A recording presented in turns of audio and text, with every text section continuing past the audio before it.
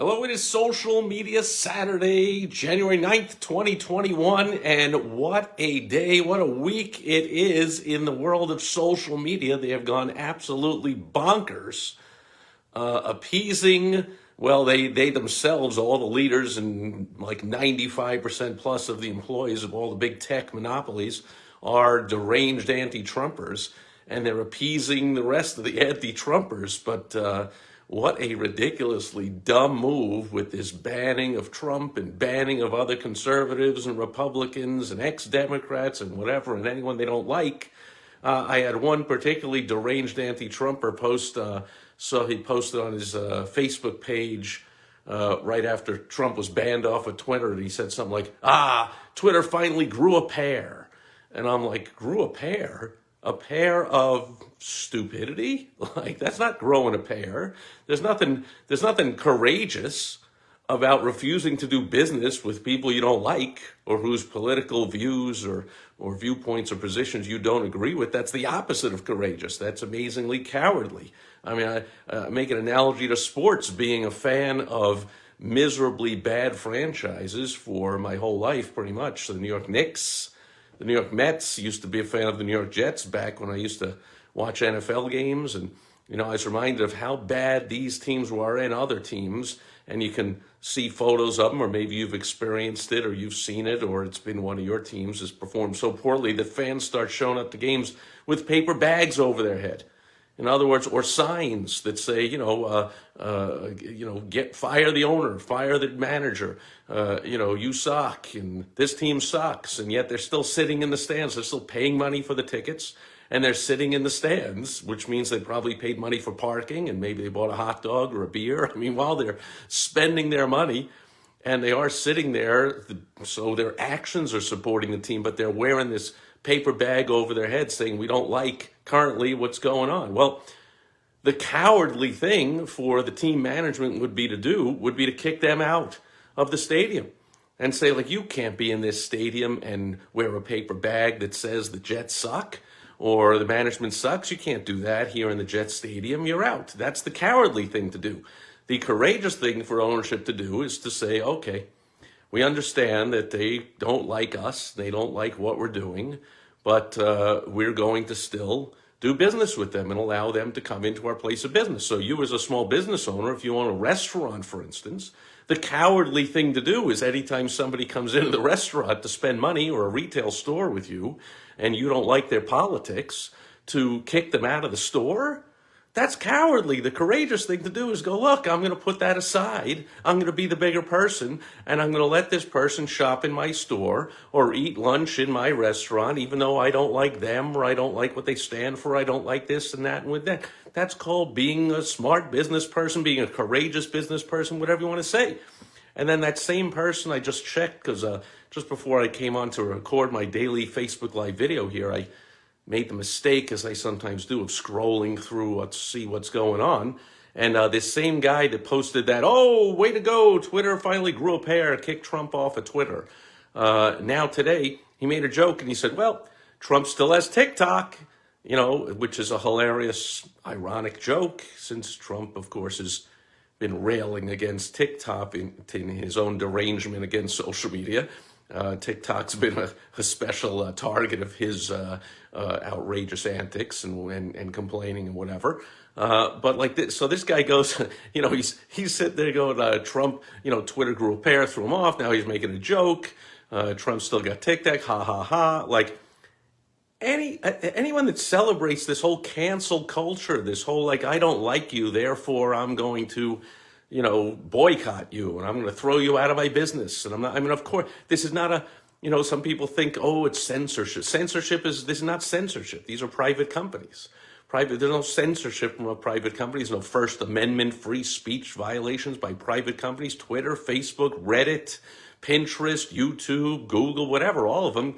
Shopify. I mean, they can all do whatever they want. They can say Trump can't sell his products on here. Trump can't talk on here. Can't use on it. Somebody else can. They're private businesses. They can do whatever they want.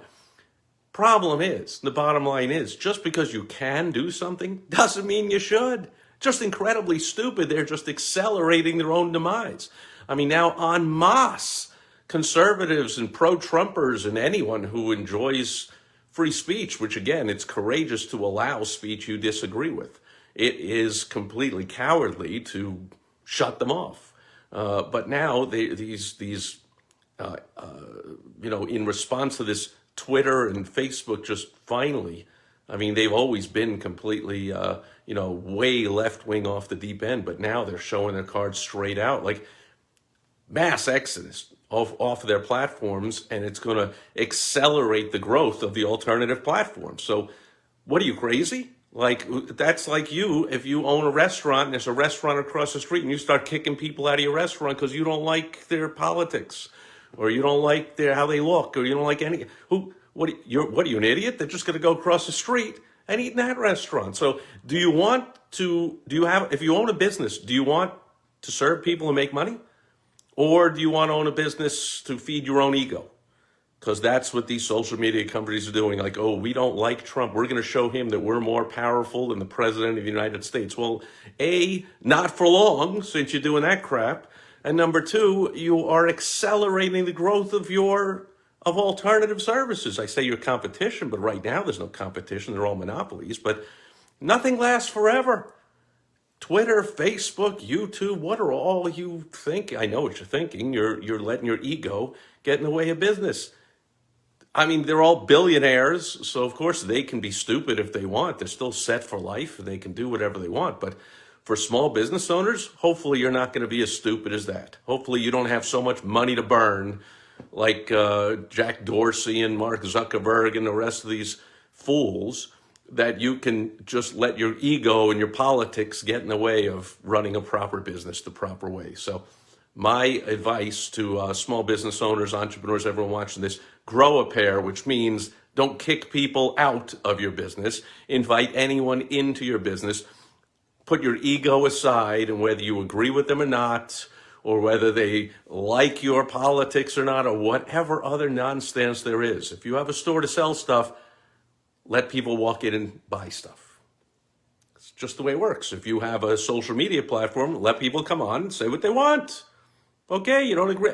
Of course, up to the line of, saying death to America, or we want to blow Israel off the face of the... Oh, wait a minute. Those accounts are still allowed on Twitter and Facebook. So whatever.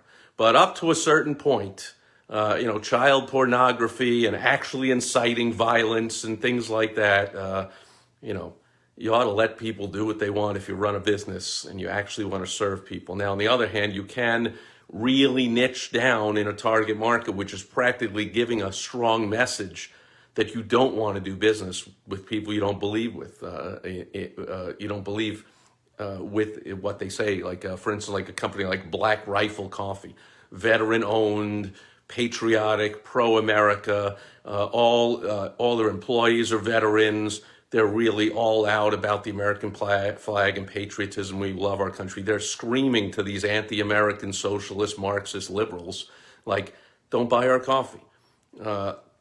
So that is one way to do it. But Twitter, Facebook, YouTube, they never did it before. They're still not doing it now. They're still claiming and hiding behind the BS, not growing a pair, the very opposite, excuses of like, well, you see, he's dangerous.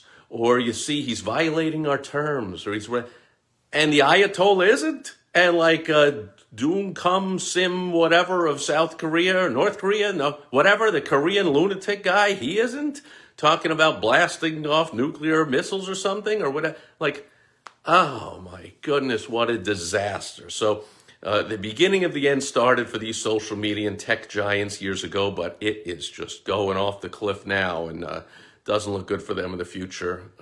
Bad things more. It's going to get a lot worse before it's all over. This is just the start of the horrible demise of these companies, self-inflicted, just like you wouldn't believe. Anyway, Brian Daly is here. Great seeing you, my friend. I see Robert's here. A whole bunch of people scrolled by.